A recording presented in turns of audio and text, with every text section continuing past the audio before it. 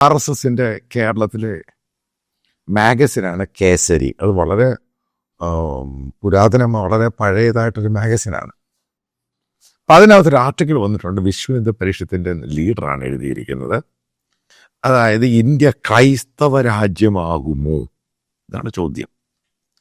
അപ്പം എൻ്റെ വീഡിയോ ശ്രദ്ധിക്കുന്നവർക്കറിയാം, ഞാനൊരു 2.5-3 വർഷം മുമ്പ് ക്ലിയറായിട്ട് ഒരു വീഡിയോയിൽ പറഞ്ഞിരുന്നു, ഇന്ത്യയിൽ വളരെ താമസമൊന്നും ഉണ്ടാവത്തില്ല.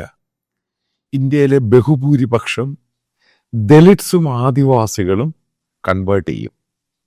നിങ്ങൾക്ക് ആ വീഡിയോ ഓർമ്മയുണ്ടെങ്കിൽ നിങ്ങൾക്ക് മനസ്സിലായി എന്തുകൊണ്ടാണ് അത് പറഞ്ഞത്. അതിനകത്ത് ഞാൻ സ്പെസിഫിക് ആയിട്ട് പറയുന്നുണ്ട്, ഈ ഘർ വാപ്പസി ഒന്നും ഏക്കത്തില്ല. അതൊക്കെ ഫ്ലോപ്പ് ഗെയിമാണ്. കാരണം യഥാർത്ഥ ഇഷ്യൂവിനെ ഇവർ അഡ്രസ് ചെയ്യുന്നില്ല.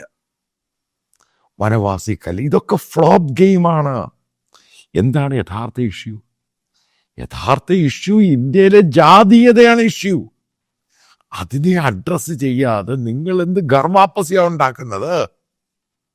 അതുമായി ബന്ധപ്പെട്ട് ആ കേസരി ആർട്ടിക്കിളിനകത്ത് പറഞ്ഞിരിക്കുന്നത്, നോർത്ത് ഈസ്റ്റിലും ഇന്ത്യയിലെ പല ഭാഗത്തും ഇൻക്ലൂഡിങ് ഒറീസ, ജാർഖണ്ഡ്, ഇതിനകത്ത് സ്പെസിഫിക് ആയിട്ട് അവർ ദലിറ്റ്സിനെ, ആദിവാസികളുടെ പേര് പറഞ്ഞില്ല. അതാണ് പിന്നോക്കെന്ന് പറഞ്ഞ് ഒരു ലൈനിലങ്ങ് പോകുന്നേ ഉള്ളൂ. യഥാർത്ഥ ഇഷ്യൂ പറയുന്നില്ല ഇപ്പോഴും.